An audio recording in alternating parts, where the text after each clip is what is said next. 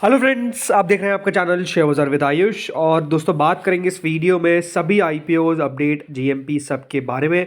तो आप लोग देखिएगा वीडियो को पूरा ज़रूर, लेकिन उससे पहले अगर आपने दोस्तों चैनल को पहली बार विजिट किया है तो ज़रूर सब्सक्राइब आप लोग चैनल को कर लीजिएगा। तो दोस्तों साल का पहला मेन बोर्ड आईपीओ आ चुका है जिसका नाम है भारत कुकिंग कोल। जी हाँ, बीसीसीएल का आईपीओ जो है वो हमको ओपन होता हुआ दिखेगा। और ओपन कब से होगा दोस्तों? बीसीसीएल का आईपीओ ओपन होगा फ्रॉम 9th ऑफ जैन से लगाकर 13th ऑफ जैन तक। याद रखिएगा ये इशू ओपन रहेगा।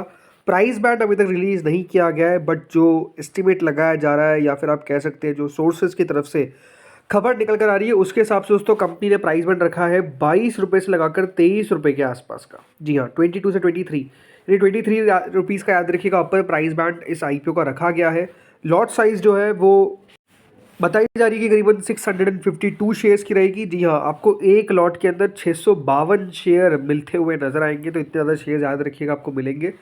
इसके अलावा दोस्तों ये पूरा का पूरा एक OFS आईपीओ रहता हुआ दिखेगा, यानी सारा का सारा पैसा कंपनी के पास जाता हुआ नजर आएगा। कितने करोड़ का ये आईपीओ रह सकता है? तो दोस्तों आईपीओ के साइज़ को लेकर भी अभी एक असमंजस का स्थिति बना हुआ है। पहले बताया जा रहा था कि आईपीओ जो है वो लगभग 1300 करोड़ के आसपास का आ सकता है, लेकिन अगर दोस्तों प्राइस बैंड 23 रुपये का रखा जाता है तो आईपीओ जो है वो 1100 करोड़ से भी कम का याद रखिएगा रहता हुआ दिखेगा। प्लस इस आईपीओ के अंदर दोस्तों शेयर होल्डर कैटेगरी भी है। जी हाँ, शेयर होल्डर कोटा जो है वो इस आईपीओ में रखा गया है। तो जिनके पास कोल इंडिया का शेयर है और था, मतलब 1 तारीख को या फिर उससे पहले अगर आपके पास था और आपने होल्ड कर रखा था टिल 1 जनवरी, जी हाँ 1 जनवरी तक अगर आपने उस शेयर को होल्ड कर रखा था कोल इंडिया का, तो याद रखिएगा आप शेयर होल्डर कोटा में भी अप्लाई कर पाएंगे और उस कोटा में भी आपको एलिजिबिलिटी मिलेगी। सो ये भी अपने आप में याद रखिएगा सिचुएशन है। बाकी जो सारी जानकारी है वो मेजरली मेरे हिसाब से दोस्तों कल के दिन यानी मंडे तक हमको आती हुई देखने को मिलेगी। जो भी एग्जैक्ट इन्फॉर्मेशन है वो हमको मंडे तक आती हुई देखने को मिलेगी। बट नो डाउट अगर 23 रुपये इस आईपीओ का प्राइस बैंड रखा जाता है तो it's going to be a very good price band. And मैं ये कह सकता हूँ कि आईपीओ को बहुत अच्छा रिस्पॉन्स भी मिलता हुआ देखने को मिलेगा। बट क्या दोस्तों ये अकेला आईपीओ है भारत कुकिंग कोल जो आता हुआ दिख रहा है? जी नहीं। अब दोस्तों खबर आती हुई देखने को मिल रही है कि एक और आईपीओ इसके साथ ओपन हो सकता है या फिर थोड़े दिन बाद, जिसका नाम है अमागी मीडिया। जी हाँ, अमागी मीडिया लैब्स भी याद रखिएगा एक और आईपीओ है जो खबर अब निकल कर आ रही है कि बहुत जल्द हमको ओपन होता हुआ देखने को मिल सकता है। लगभग 1020 करोड़ का याद रखिएगा ये आईपीओ का फ्रेश इशू रहेगा। लगभग 2500 से 3000 करोड़ के आसपास का ये आईपीओ जो है वो मोटा मोटी हमको आता हुआ देखने को मिल सकता है, जिसमें फ्रेश इशू प्लस ओएफएस दोनों का पोर्शन रहता हुआ देखने को मिलेगा। रिटेल कैटेगरी के लिए इस आईपीओ में 10% का रिजर्वेशन ही रहता हुआ दिखेगा, तो 10% से ज़्यादा याद रखिएगा रिटेल को इस आईपीओ में हिस्सा नहीं मिलेगा। लेकिन हाँ, ये एक और मेन बोर्ड आईपीओ है जो ओपन होता हुआ दिख सकता है। कंपनी एक software as a service provider है, यानी SaaS कंपनी है। सो इंटरेस्टिंग रहेगा ये आईपीओ भी देखना जब हमको ओपन होता हुआ दिखता है। सेबीज ने ऑलरेडी याद रखिएगा इस आईपीओ को जो एनओडी है वो प्रोवाइड कर दी है, विच मीन्स कि कंपनी के ऊपर होता है कि कंपनियों का अपना आईपीओ लेकर आना है। इसी के साथ साथ आप एक और नाम देख रहे होंगे, फ्रैक्टर एनालिटिक्स।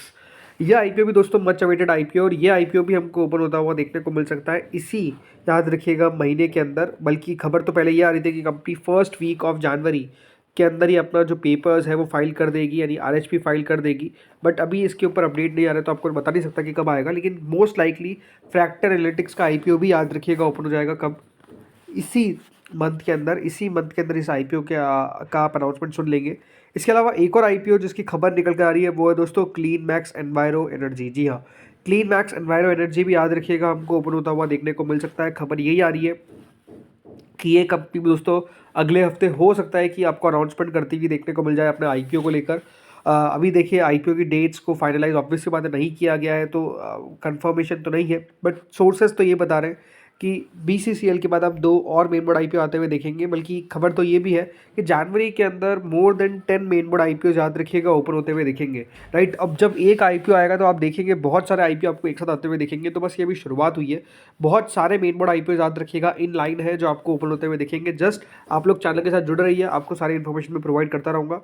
इसके अलावा दोस्तों एक कंपनी है जिनके द्वारा पेपर्स फाइल किए गए हैं और नाम है दोस्तों उस कंपनी का हिंदुस्तान लेबोरेटरीज। जी हाँ, इनके द्वारा पेपर्स फाइल कर दिए गए हैं टू फंड वर्किंग कैपिटल। तो दोस्तों एक जेनरिक ड्रग मेकर कंपनी है हिंदुस्तान लेबोरेटरीज, और इनके द्वारा याद रखिएगा पेपर्स फाइल किए गए फॉर एन आईपीओ। ये जो आईपीओ है ये आपको मतलब अभी तो पेपर्स फाइल हुए तो अप्रूवल के बाद आता हुआ दिखेगा।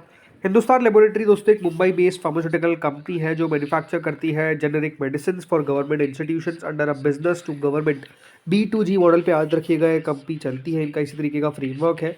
और इनके अंदर पेपर्स फाइल किए गए हैं जिसमें करीबन 1.41 करोड़ शेयर्स कंपनी याद रखिएगा लेकर आएगी, जिसमें बताया जा रहा है कि फ्रेश इशू रहेगा 50 लाख शेयर्स का, तो ओएफएस 91 लाख शेयर्स का। मतलब इस आईपीओ के अंदर दोस्तों जो ओएफएस का पोर्शन है वो बड़ा रहता हुआ देखने को मिलेगा। देन फ्रेश इशू यानी ज़्यादा पैसा जो है वो कंपनी के पास नहीं, कंपनी के प्रमोटर्स के पास अपना हिस्सा बेचते हुए देखने को मिल रहे हैं, उनके पास याद रखिएगा आता हुआ दिखेगा। इसमें जो कंपनी के प्रमोटर है राजेश वसंत राय डोसी, याद रखिएगा वो एकमात्र प्रमोटर है और वो अपना हिस्सा बेचते हुए दिखेंगे इस आईपीओ के तहत।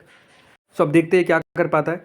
चलिए अब आते हैं दोस्तों जीएमपी के ऊपर, राइट। तो देखिए जीएमपी में एसएमई मेन बोर्ड दोनों की जीएमपी को कवर करेंगे। तो देखिए अवाना इलेक्ट्रो सिस्टम्स, ये एक नया एसएमई आईपीओ है जो ओपन होता हुआ दिखेगा 12 से 14 जनवरी के बीच में।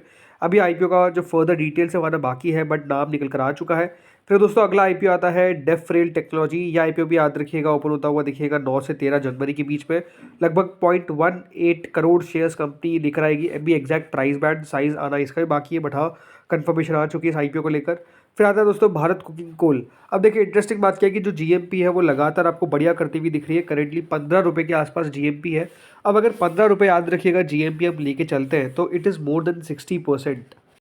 15 रुपये का मतलब है दोस्तों कि 65% याद रखिएगा करंट जो ग्रे मार्केट है वो चलती हुई दिख रही है इस आईपीओ की, राइट। सो अपने आप में कह सकते हैं कि ये आईपीओ तो बहुत ही इंटरेस्टिंग देखने को मिल रहा है just because of the price band. ये बात ध्यान रखिए, अगर प्राइस बैंड इसका 30 रुपये रख दिया गया ना तो मतलब आईपीओ का मजा ही खराब हो जाएगा। चलिए फिर आता है अगला आईपीओ जिसका नाम है विक्ट्री इलेक्ट्रिक। जी हाँ, विक्ट्री इलेक्ट्रिक व्हीकल्स एक एनएससी ऐसे में आईपीओ है जो ओपन होता हुआ दिखेगा 7 से 9 जनवरी के बीच में। प्राइस बैंड रखा गया है 41 रुपीज़ पर शेयर का। इशू का साइज़ है 32.83 करोड़ का, यानी 33 करोड़ शेयर आपको याद 33 करोड़ रुपीज़ के आसपास का आईपीओ है। तो देखते क्या हो पाता है। कोई भी याद रखिएगा इस आईपीओ में एंकर बुक नहीं रखी गई है। फिर अगला दोस्तों इशू आता है येजूर फाइबर्स। ये एक बीएससी एससी में आईपीओ है, ये भी ओपन होगा 7 से 9 जनवरी के बीच में। 174 का प्राइस बैंड है और इशू का साइज़ है 114 करोड़ का। जी हाँ, 114.38 करोड़ का आईपीओ का साइज़ होने वाला है। इतना बड़ा आईपीओ बट इस आईपीओ में भी कोई भी एंकर्स नहीं रखा गया है, तो अब देखते हैं क्या कर पाता है। फिर दोस्तों अगला इशू निकल कर आता है गैबियन टेक्नोलॉजी का। ये आईपीओ भी ओपन होगा 6 से 8 जनवरी के बीच में। आईपीओ का प्राइस बैंड रखा गया है 81 रुपीज़ पर शेयर का, तो इशू का साइज़ है 27.7 करोड़ के आसपास का। 27 करोड़ का याद रखिए इशू का साइज़ है और 27 रुपये का भी प्रीमियम चलता हुआ दिख रहा है विच इज़ 33.33%। देखते हैं कितना बढ़िया कर पाता है। इस आईपीओ में ज़रूर याद रखिएगा एंकर बुक रखी गई है। फिर अगला दोस्तों इशू आता है मॉडर्न डायग्नोस्टिक का। इस आईपीओ का अलॉटमेंट आता हुआ दिखेगा आपको कल के दिन विच इज़ 5 जैन, और आईपीओ का अभी प्रीमियम चल रहा है 17% के आसपास का।